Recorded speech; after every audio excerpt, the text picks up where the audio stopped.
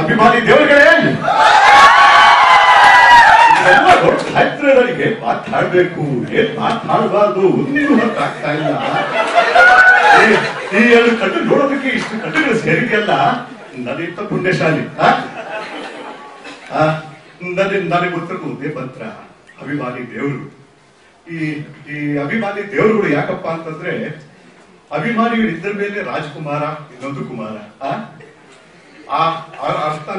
ಅರ್ತಕ್ಕಂತ ಈ ನಿಮ್ಮ ಕುಮಾರನ ರಾಜ್ಕುಮಾರನ್ ಮಾಡಿರ್ತಕ್ಕಂಥ ಅಂತಃಕರಣೆ, ಆ ಅಭಿಮಾನ ಅಲ್ಲಿ ನಿಮ್ಮಗಳು ಹೃದಯದಲ್ಲಿ. ಹಾಗಾಗಿ ನಾನು ಯಾವಾಗಲೂ ಅಭಿಮಾನಿಗಳನ್ನ ದೇವರುಗಳು ಅಂತ ಹೇಳ್ತಾ ಇದ್ದೀನಿ. ನನಗೆ ಈ ಕಾರ್ಯಕ್ರಮಕ್ಕೆ ಕರೆದಾಗ ನನಗನ್ನಿಸ್ತು, ಹೌದಲ್ವಾ, ನನ್ನ ಅಭಿಮಾನಿಗಳ ಜೊತೆಗೆ ನಾನು ಸ್ವಲ್ಪ ಮಾತಾಡ್ಬೇಕು. ತುಂಬಾ ದಿನ ಆಗೋಗಿದೆ ನಾನು ಅವ್ರ ಜೊತೆ ಅವರ ಮಾತುಗಳು ಕೇಳಬೇಕು, ಅವ್ರ ಮನಸ್ಸಿನಲ್ಲಿ ಏನಿದೆ ತಿಳ್ಕೋಬೇಕು ಅಂತ ಬಹಳ ಆಸೆ ಆಯ್ತು. ಹಾಗಾಗಿ ಬಂದಿದ್ದೀನಿ. ಕೇಳಿ, ಈ ನಿಮ್ಮ ರಾಜ್ಕುಮಾರನಿಗೆ ಏನ್ ಕೇಳ್ಬೇಕನ್ಸುತ್ತೆ ಕೇಳಿ, ಏನ್ ಬೇಕಾದ್ರೂ ಮಾತಾಡೋಣ. ಇವತ್ತು ಮುಕ್ತವಾಗಿದೆ, ಇವತ್ತು ಕನ್ನಡ ರಾಜ್ಯೋತ್ಸವ, ಕನ್ನಡ ಮೊದಲನೇ ಪ್ರಶ್ನೆ ವಿಜಯ್ ಅವರಿಂದ.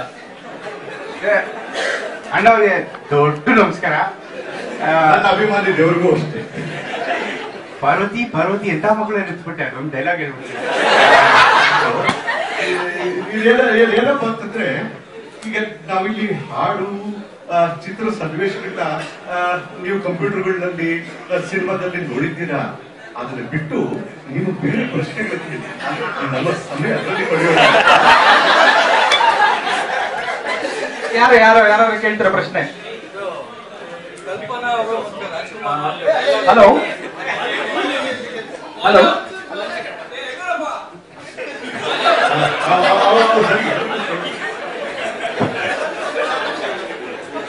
ಸರ್, ನಂದು 2 ಕ್ವಶನ್ ಇದೆ. ಒಂದು, ಈಗಿರೋ ಥಾಮಸ್ ರೈಟರ್ಸ್ ಕನ್ನಡಿಗರಿಗೆ ಒಂದು ಮೆಸೇಜ್ ಕೊಡಿ. ಪ್ಲಸ್ ನಿಮ್ದು ಯಾವ ಹೊಸ ಮೂವಿ ಬರುತ್ತೆ ಅದ್ರಲ್ಲಿ. ನಿಮ್ಮ ಹೆಸರು? ಶಿವಪ್ರಸಾದ್ ಅವರಲ್ಲ.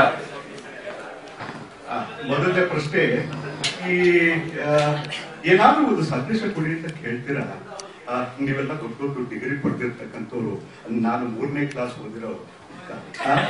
ನಾನು ನಿಮ್ಮಗಳಿಗೆ ಸಂದೇಶ ಕೊಡುವುದೇ ಅದು ಅಭಿಮಾನಿಗಳು ಕೊಟ್ಟಿರ್ತಕ್ಕಂಥ ಬಿರುದು. ಅದಕ್ಕೆ ನನ್ನ ದೇವರವರು ನೀವೇ ರಾಜ್ಕುಮಾರನ ಮೇಲೆ ಕೂರಿಸಿದ್ರಿ, ನೀವೇ ಸಂತೋಷ ಪಟ್ರಿ, ರಸಿಕರ ರಾಜ ಅಂದ್ರಿ, ಗಾನ ಗಂಧರ್ವ ಅಂದ್ರಿ, ಎಲ್ಲ ನಿಮ್ಮಿಂದಲೇ. ಹಾಗಾಗಿ ನಿಮ್ಗಳಿಗೆ ಸಂದೇಶ ಕೊಡೋದು ನಾನೇನಿದೆ. ರಾಜ್ಕುಮಾರ್ ಮತ್ತೆ ಕಲ್ಪನಾ ಅವರು ಒಂದು ಡೈಲಾಗ್ಸ್ ಇದಾವೆ, ಒಂದು ಯಾವ್ದಾದ್ರು ಒಂದು ಡೈಲಾಗ್ ಈಗ ಹೇಳ್ತಲ್ಲ, ನಾನು ನಿಮ್ ಮನಸ್ಸಲ್ಲಿ ಅಂತರ ಆಗತಕ್ಕಂಥ ಪ್ರಶ್ನೆಗಳು ಕೇಳಿ ಮಾತಾಡೋಣ.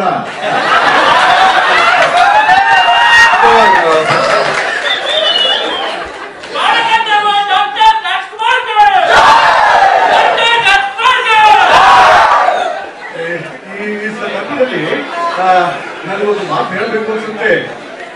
ನನ್ನ ತಂದೆಯವರು ಯಾವಾಗಲೂ ಬೆಳೆಸ್ತಾ ಇದ್ರು, ಈ ಅಭಿಮಾನಿಗಳ ಹರ್ಷೋದ್ಗಾರ, ಆ ಪ್ರೇಮದ ನುಡಿಗಳು, ಅದನ್ನೆಲ್ಲ ಯಾವಾಗ ಕೇಳಬೇಕು ಅಂತ ಬಯಸ್ತಾ ಇದ್ರು. ಕಾಲವಾಗ್ಬಿಟ್ರು, ಆಗ್ಲಿಲ್ಲ. ಈಗ ನೋಡಿದಾಗ ಅನ್ಸುತ್ತೆ, ನಿಮ್ಗಳ ಮಧ್ಯೆ ಇದ್ದಾಗ ನನಗೆ ಆ ಸ್ವರ್ಗದಲ್ಲಿದ್ದಂತ ಖುಷಿನೂ ಅದಕ್ಕಿಂತ ಎಂತ ಖುಷಿ ಅಂತ ಅನ್ಸುತ್ತೆ. ಏನಾದ್ರೂ ಕೇಳ್ಬೇಕನ್ಸುತ್ತೆ ಕೇಳಿ. ನಮಸ್ಕಾರ ಅಣ್ಣವ್ರ.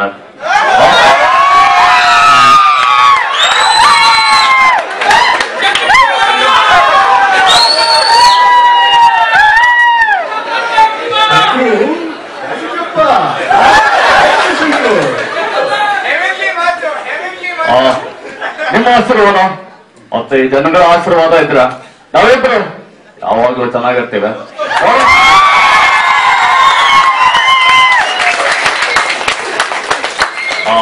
ನಿಮ್ಗ ಪ್ರಶ್ನೆ ಏನು ಅಂದ್ರ, ಒಂದೇ ಒಂದು ಕಾಲೇಜ್ ಬಿಟ್ಕೊಡ್ತೀರಾ, ನಾನೇ ನಿರ್ದೇಶನ ಮಾಡ್ತೀನಿ. ಪ್ರಖ್ಯಾತ ನಿರ್ದೇಶಕ ನೀನು, ನಾನು ನಿಮ್ ಜೊತೆ ಕೂಡಿ ಒಂದು ಸಿನಿಮಾನೇ ತೆಗೆದಿದೀವಿ. ಒಂದಲ್ಲ 2 ಮಾಡಿದೀವಿ.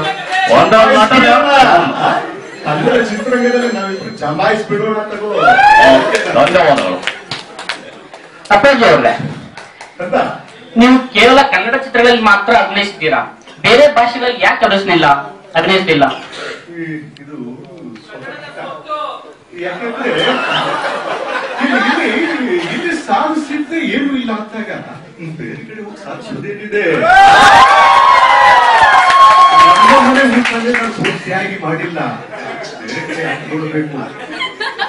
ನನ್ನ ನಿಜವಾದ ಒಂದು ಕಲೆಯ ಕಾಲುಭಾಗನ್ನು ನಾನು ನನ್ನ ಅಭಿಮಾನಿಗಳಿಗೆ ಅನುಸರಿಸಿಲ್ಲ ಅಂತ ತೋರಿಸಿದೆ ನನಗೆ. ಹಾಗಿರುವಾಗ ಬೇರೆ ಭಾಷೆಗಳ ಹತ್ರ ನೋಡುವಂತ ಒಂದು ಅವಕಾಶವೇ ನನಗೆ ಬರಲಿಲ್ಲ. ಇದು ಸ್ವಲ್ಪ ಜಮಾಯಿಸ್ಬಿಡ್ಬೇಕು, ಇದು ಜೋರಾಗಿ ಮಾಡ್ಬಿಡ್ಬೇಕು, ನನ್ನ ಅಭಿಮಾನಿಗಳು ಇನ್ನೂ ರಂಜಿಸ್ಬಿಡ್ಬೇಕು ಅಂತ ಎಷ್ಟೋ ಸಾರಿ ಅಂದ್ಕೊಂಡಿದ್ದೆ. ಆದ್ರೆ ಕಾಲಾಂತರದಿಂದ ಆಗಲಿಲ್ಲ. ಹಾಗಾಗಿ ನಾನು ಬೇರೆ ಕಡೆ ಹೋಗ್ಲಿಲ್ಲ ಅಷ್ಟೇ. ರಾಜಣ್ಣ ಅವರೇ, ಧನ್ಯವಾದ. ಎಲ್ಲರಲ್ಲೂ ಉಳ್ಕೊಂಡಿರ್ತಕ್ಕಂತಹ ಒಂದು ಕ್ಲಿಷ್ಟ ಸನ್ನಿವೇಶ ಏನಂದ್ರೆ, ವೀರಪ್ಪನ್ ತಮ್ಮನ್ನು ಅಪಹರಿಸಿದಾಗ ತಮ್ಮ ವನವಾಸ ಹೇಗಿತ್ತು, ಆಮೇಲೆ ಎಷ್ಟು ಡೀಲ್ಗೆ ವರ್ಕೌಟ್ ಆಯ್ತು ಕೊನೆಗೆ.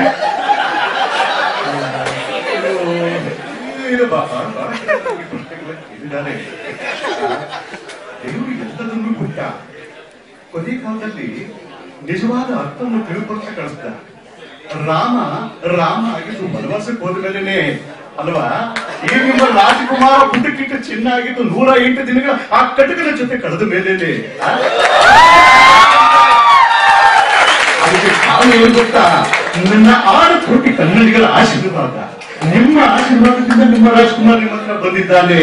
ಬೇರೆ ಏನೂ ಕಾರಣ ಅಲ್ಲ, ನಿಮ್ಮ ಅನುಗ್ರಹ, ನಿಮ್ಮ ಅಂತಃಕರಣೆ ನನ್ನನ್ನು ಅಲ್ಲಿಂದ ಕರ್ಕೊಂಡು ಬಂತು. ಅಲ್ಲಿಂದ ಬಂದವರು ಬಹಳ ವಿರಳ, ಆದ್ರೆ ನಾನು ಬಂದೆ. ನಿಮ್ಮ ಅಭಿಮಾನದ ಕೂಗು ನನ್ನನ್ನ ಕರೀತು, ಅಣ್ಣ ಬಂದು ಬಿಡು ಅಂತ. ಅದೊಂದೇ ಕಾರಣ.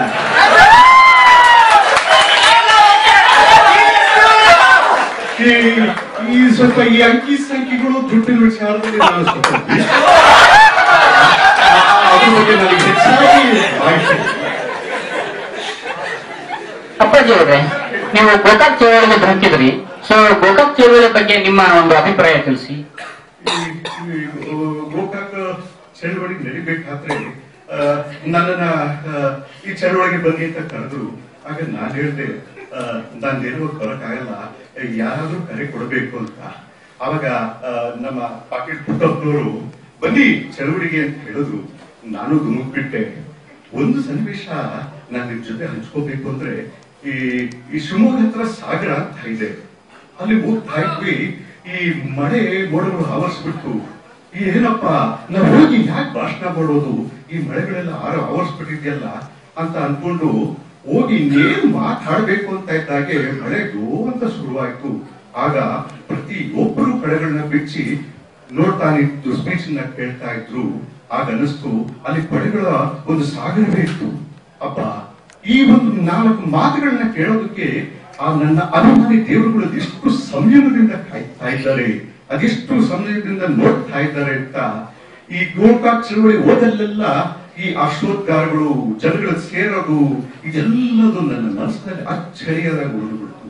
ಇದೊಂದು ಮಾತ್ರ ನಾನು ಹೇಳಬಲ್ಲೆ. ಈಗ ಹೇಳೋದಕ್ಕೂ ಸುಮಾರಿದೆ, ಕೇಳೋದಕ್ಕೆ ಪ್ರಶ್ನೆಗಳು ಬಹಳ ಇದೆ. ನಿಮ್ಮ ಈ ಒಂದು ಘನದತ್ತ ಒಂದು ನಟನೆಗೆ ಯಾರು ಸ್ಫೂರ್ತಿ ಅಪ್ಪಾಜಿ?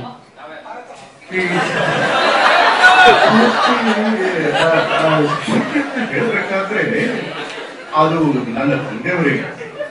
ನಾನು ಏನೇ ಕಲ್ತಿದ್ರು ಅದು ವೃತ್ತಿ ರಂಗಭೂಮಿಯಿಂದ ಕಲ್ತಿದ್ದೀನಿ, ನಾಟಕ ರಂಗದಿಂದ ಕಲ್ತಿದ್ದೀನಿ.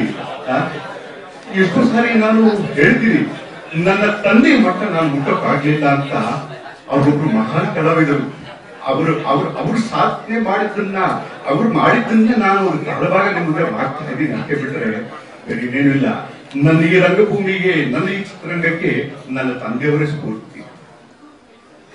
ಅಭಿಮಾನಿಗಳಿಗೆ ಪ್ರಶ್ನೆಗಳ ಕಮ್ಮಿ ಏನು?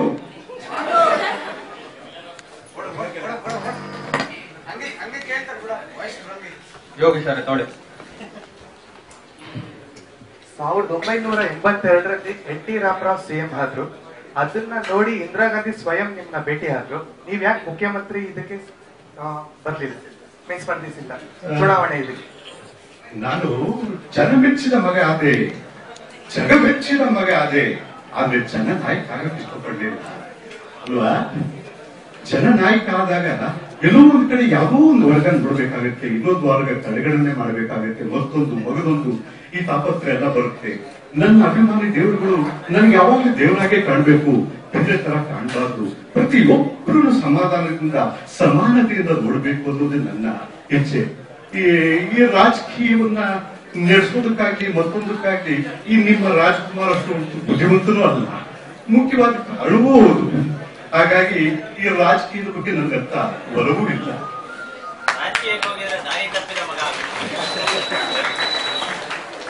ಅಪ್ಪಾಜಿ ಅವರೇ, ನೀವು ನಟಿಸಿದಂತ 3ನೇ ಚಿತ್ರ ಭಾಗ್ಯದ ಬಾಗಿಲು, 2ನೇ ಚಿತ್ರ ದೇವತಾ ಮನುಷ್ಯ ಹಾಗೂ ನಟಿಸಿದ ಕೊನೆಯ ಚಿತ್ರ 206ನೇ ಚಿತ್ರ ಶಬ್ದವೇದಿ, ಈ 3ರ ಅಂತರದಲ್ಲಿ ತಾವು ಕಂಡ ವ್ಯತ್ಯಾಸ ಏನು ಚಿತ್ರರಂಗದಲ್ಲಿ? ಈ ವ್ಯತ್ಯಾಸ ಅಂತಂದ್ರೆ ಈ 100ನೇ ಚಿತ್ರ ಮಾಡ್ಬೇಕಾದ್ರೆ ನಮ್ಗಿನ್ನೂ ರಂಗಭೂಮಿ ನಂಟಿತ್ತು. ನಾವು ರಂಗಭೂಮಿಯಿಂದ ಬಂದಿದ್ರು, ಸ್ವಲ್ಪ ಒಡನಾಟ ಇತ್ತು. ಬೆಳೀತಾ ಬೆಳೀತಾ ಈ ಚಿತ್ರರಂಗ ತಾಂತ್ರಿಕವಾಗಿ ಬೆಳೀತಾ ಹೋಯ್ತು, ನಾನು ಬೆಳೀತಾ ಬಂದೆ. ಆದ್ರೆ ಈ 206ನೇ ಚಿತ್ರದ ಬರೋಷ್ಟೊತ್ತಿಗೆ ನನಗೆ ಆ ಮಟ್ಟಕ್ಕೆ ಅಭಿಮಾನಿಗಳನ್ನ ರಂಜಿಸಕ್ ಆಗ್ಲಿಲ್ವೇನೋ ಅನ್ನೋ ವರ್ಗು ನನ್ನಲ್ಲಿದೆ. ನನಗೆ ಸ್ವಲ್ಪ ಮಂಡಿ ನೋವು ಯಾವಾಗಲೂ ಕಾಡ್ತಾ ಇತ್ತು. ಅದೊಂದು ವ್ಯತ್ಯಾಸ ನಾನು ಹೇಳಬಲ್ಲೆ. ಈ ಚಿತ್ರಗಳು ಹೆಚ್ಚಾದಂತಷ್ಟು ನಾನು ಕಲಿತಾ ಬಂದೆ. ಪ್ರತಿಯೊಂದು ಚಿತ್ರದಿಂದ ಕಲಿತಾ ಕಲಿತಾ ಕಲಿತಾ ಮೇಲೆ ಬಂದೆ. ನಾನು ಕಲಿತೆ ಅನ್ನೋದಕ್ಕಿಂತ ನೀವು ಕಲಿಸಿದ್ರೆ ನನಗೆ ಅಷ್ಟು ಮಾತ್ರ ಹೇಳಬಲ್ಲೆ. ಅಪ್ಪಾಜಿ ಅವರೇ, ನೀವು 220 ಚಿತ್ರಗಳಲ್ಲಿ ಅಭಿನಯಿಸಿದ್ದೀರಿ. ಈ ಚಿತ್ರಗಳಲ್ಲಿ ನಿಮ್ಮ ನೆಚ್ಚಿನ ಚಿತ್ರ ಯಾವುದು? ಇದು ಈ ನೆಚ್ಚಿನ ಚಿತ್ರ ಅಂದ್ರೆ ಸ್ವಲ್ಪ ಕಷ್ಟವಾಗುತ್ತೆ ಹೇಳೋದು. ಇಲ್ಲ, ಅದಕ್ಕೆ ನಾನು ಎಷ್ಟೋ ಚಿತ್ರಗಳು ಅಭಿನಯಿಸಿದ್ರು ನಾನು ನನ್ನ ಅಭಿಮಾನಿಗಳು ಹೇಳಿದ್ದು ಒಂದೇ ಚಿತ್ರ, ಈ ಮಂತ್ರಾಲಯ ಮಹಾತ್ಮೆಯನ್ನು ನೋಡಿ ಅಂತ. ಅದೊಂದು ಸ್ವಲ್ಪ ನನಗೆ ಏನೋ ಏಕೆಂದ್ರೆ ಅದನ್ನ ನಾನು ಮಾಡಿದ್ದೀನಿ ಅಂತ ಯಾವತ್ತೂ ಹೇಳ್ಕೊಳ್ತಿಲ್ಲ, ರಾಯರೇ ನನ್ನ ಒಳಗೆ ಪ್ರವೇಶ ಮಾಡಿಸಿದ್ದಾರೆ ಅನ್ಸುತ್ತೆ. ನೋಡಿದಾಗ ನಾನು ಈ ಚಿತ್ರ ಶುರುವಾಗೋಕ್ಕಿಂತ ಮುಂಚೆ ಮಂತ್ರಾಲಯಕ್ಕೆ ಹೋಗಿ ರಾಯರಿಗೆ ಹೇಳಿದೆ, ನಿಮ್ಮ ಪಾತ್ರ ಮಾಡೋದು ಅಂದ್ರೇನು ಅಸಾಮಾನ್ಯ ಅಂತ. ಆಮೇಲೆ ಹೇಳಿದೆ, ಇದರಿಂದ ಒಳ್ಳೆ ಹೆಸರು ಬಂದ್ರು ನಿಮಗೆ, ಕೆಟ್ಟ ಹೆಸರು ಬಂದ್ರು ನಿಮಗೆ ಅಂತ. ಬಹುಶಃ ರಾಯರು ಎದುರಿರ್ಬೇಕು, ಅವರು ಹೊರಟಾಯ ಪ್ರವೇಶ ಮಾಡಿಸಿದ್ದಾರೆ. ಹಾಗಾಗಿ ಅದಷ್ಟು ಚೆನ್ನಾಗಿ ಬಂದಿದೆ. ಅದೊಂದು ಚಿತ್ರ ನನ್ನ ಮನಸ್ಸಿಗೆ ಸ್ವಲ್ಪ ಇಷ್ಟ ಆಯ್ತು. ಬಿಟ್ರೆ ಪ್ರತಿಯೊಂದು ಚಿತ್ರ ನೋಡ್ಬೇಕು ಅನ್ಸುತ್ತೆ, ಇನ್ನು ಸ್ವಲ್ಪ ಮಾಡ್ಬಿಡ್ಬೇಕಾಯ್ತು, ಇದು ಹಾಗೆ ಮಾಡ್ಬಿಡ್ಬೇಕಾಗಿತ್ತು ಅಂತ ಬಿಟ್ರೆ ಯಾವುದು ನನಗೆ ಇನ್ನೂ ಪರಿಪೂರ್ಣತೆ ಅಂತ ಅನಿಸಿಲ್ಲ. ಅಪ್ಪಾಜಿ ಅವರೇ, ನೀವು ನಟಿಸಿದಂತ ಚಿತ್ರಗಳಲ್ಲಿ ಸುಮಾರು ನಾಯಕಿಯರು ನಟಿಸಿದ್ದಾರೆ. ಸೊ ಆ ನಾಯಕಿಯರಲ್ಲಿ ನಿಮ್ಮ ನೆಚ್ಚಿನ ನಾಯಕಿ ಯಾರು?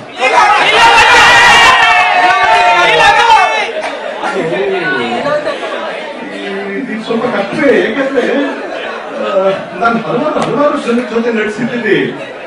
ಈಗ ಪ್ರತಿಯೊಂದು ಚಿತ್ರಗಳಲ್ಲೂ ಪ್ರತಿಯೊಬ್ಬರು ನಟರು, ಸಹ ನಟರು, ನಟಿಯರಿಂದಲೂ ನಾನು ಕಲಿತಾ ಬಂದಿದ್ದೀನಿ. ಪ್ರತಿಯೊಬ್ಬರಿಗೂ ನಾನು ಗುರುಗಳು ಅಂತ ನೆನ್ಕೊಂಡಿದ್ದೀನಿ. ಪ್ರತಿಯೊಬ್ಬರಿಂದಲೂ ನಾನು ಕಲ್ತಿರುವಾಗ ಇವರೇ ಮೇಲು, ಇವರೇ ಚೆನ್ನಾಗಿ, ಅವರಷ್ಟು ಚೆನ್ನಾಗಿಲ್ಲ ಅಂತ ನಾನು ಹಾಗೆ ಹೇಳ್ತೀನಿ. ಎಲ್ಲರಿಂದ ಕಲ್ತವ್ ನಾನು, ಎಲ್ಲರಿಂದ ಕಲಿತು ರಾಜ್ಕುಮಾರ್ ಆದವ್ ನಾನು. ನನ್ನ ಸಹ ನಟರಿಂದ ಕಲ್ತಿದ್ದೀನಿ, ಜೊತೆಗೆ ನಟರಿಂದ ಕಲ್ತಿದ್ದೀನಿ, ನಟಿಯರಿಂದ ಕಲ್ತಿದ್ದೀನಿ.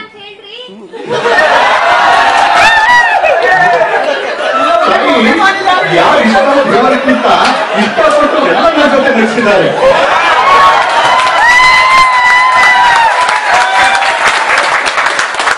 ಯಾರಿಗೆ ರಾಜ್ಕುಮಾರನ್ ಜೊತೆ ನಟಿಸಬೇಕು ಅವೆಲ್ಲ ನಡೆಸಿದ್ದಾರೆ.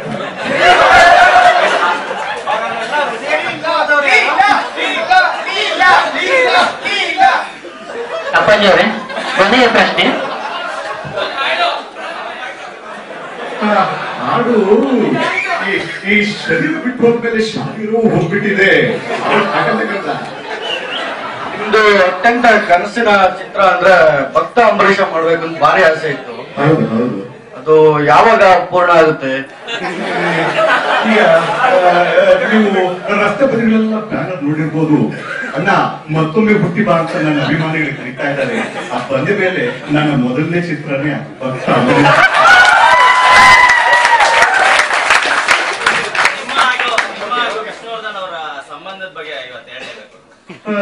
ನಮ್ದು ಸಂಬಂಧ ಅಲ್ಲ, ಅದೊಂದು ಅನುಬಂಧ. ಅದು ಬಿಡಿಸದ ಅದಕ್ಕೆ ಅವತ್ತು ಅದನ್ನು ಬಿಡ್ಸಕ್ ಹೋಗ್ಲಿಲ್ಲ ನಾವು. ಅಪ್ಪಾಜಿ ಅವರೇ, ಇದು ಕೊನೆಯ ಪ್ರಶ್ನೆ. ಈಗಿನ ಚಿತ್ರ ಮತ್ತು ಚಿತ್ರರಂಗ ಅದರ ಬಗ್ಗೆ ನಿಮ್ಮ ಅಭಿಪ್ರಾಯ.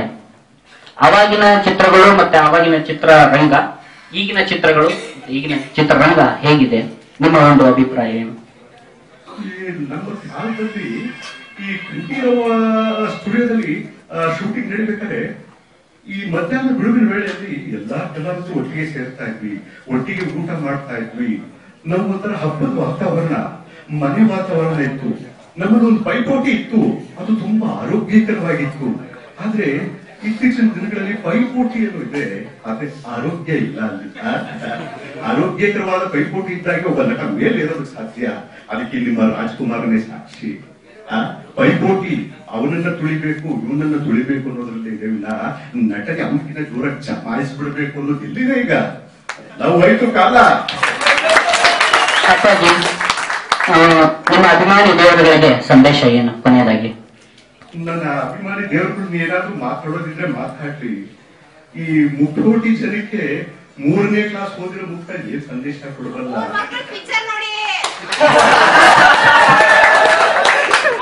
ಅಮ್ಮ, ಈ ಕನ್ನಡಿಗರಿದ್ದಾರಲ್ಲ, ಇವರಿಗೆ ಕನ್ನಡ ಚಿತ್ರ ನೋಡಿ ಅಂತ ಹೇಳೋ ಅವಶ್ಯಕತೆ ಇಲ್ಲ, ಅವಾಗಿ ಬರ್ತಾರೆ. ನಾನು ಕರೆದ್ನೇನು, ನೀವೆಲ್ಲ ಬಂದಿದ್ದೀರಾ ತಾನೇ?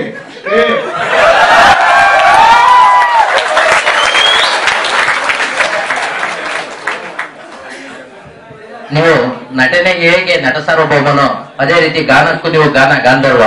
ನಿಮ್ಮ ಕೊನೆಯದಾಗಿ ಒಂದು ಗಾನ ಗಾಂಧರ್ವದಿಂದ ಈ ವೇದಿಕೆ ಒಂದು ರಂಗಾಗಿರ್ಲಿ ಅಂತ ಕೇಳ್ತಿದ್ವಿ. ಈಗ ಯಾರು ಕೇಳ್ದಕ್ ನಾನು ಹೇಳ್ದೆ, ಶರೀರ ಓದಿದಲ್ಲಿ ಶಾರೀರವೂ ಓದಿದೆ. ಅದ ಶಾರೀರವಾಣಿಯಾಗೆ ಹೇಳ್ಬೋದು. ಶಾರೀರವಾಣಿ ಅಂತಂದ್ರೆ ರೇಡಿಯೋದಲ್ಲಿ ಕೇಳ್ಬೇಕಾಗುತ್ತೆ. ತುಂಬಾ ಧನ್ಯವಾದಗಳು ಸಂತೋಷ್ ಅವರೇ. ಇಲ್ಲಿ ತನಕ ನಮ್ಮೆಲ್ಲರನ್ನು ರಾಜ್ಕುಮಾರ್ ಆಗಿ ಮನರಂಜಿಸಿದ್ದೀರಾ. ಅವ್ರ ಜೊತೆ ಅರುಣ್ ಅವರು ತುಂಬಾ ಚೆನ್ನಾಗಿ ನಡೆಸ್ಕೊಟ್ರು ಕಾರ್ಯಕ್ರಮನ. ಧನ್ಯವಾದಗಳು ಇಬ್ಬರಿಗೂ. ಅಭಿಮಾನಿ ದೇವರುಗಳೇ, ಯಾವತ್ತು ಕನ್ನಡದ ಮೇಲೆ ಅಭಿಮಾನ ಇಟ್ಕೊಳ್ಳಿ. ಬೇರೆ ಭಾಷೆ ಮಾತಾಡಿ ಬೇಡ ನಾನು ಹೇಳೋದಿಲ್ಲ, ಆದ್ರೆ ಕನ್ನಡನ ಮರಿಬೇಡಿ. ಕನ್ನಡ ಇಲ್ಲಿರ್ಲಿ, ಬೇರೆ ಭಾಷೆ ಇಲ್ಲಿರ್ಲಿ. ಆ ತಾಯಿ ಭುವನೇಶ್ವರಿ